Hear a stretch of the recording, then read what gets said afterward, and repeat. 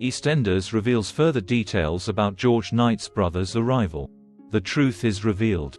Last week, it was announced that Deo Coleosho and Jonathan Nyati will be joining the show as George's backstory will be explored further. George found out earlier this year that his adoptive father Eddie had murdered his birth father when he tried to reunite with his son, a crime that was covered up for decades. While his birth mother had also died, George discovered that he had two biological brothers, though he decided not to contact them. Next week, Angela tells George his brothers are coming from Ghana.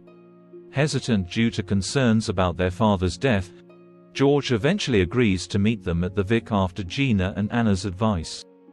When Kojo and Kabina arrive, George is emotional and, as they get to know each other, Kabina tells him that Kojo is autistic.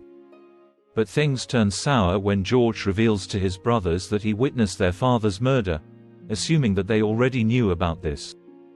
George tells Kojo and Kabina everything about their father's death, and they decide to leave. Junior encourages his dad to try to fix their relationship, but when he calls Kabina there's no answer. Meanwhile, Kojo wanders off, overwhelmed, and Martin calls George from the cafe. After calming Kojo down and having an emotional chat, George decides to make amends with his brothers. After the Peggy's drama, Kojo stays at the Vic. Elaine worries about another outburst, which happens. Kabina returns to help calm him down. George and Kabina clash again over their father's murder.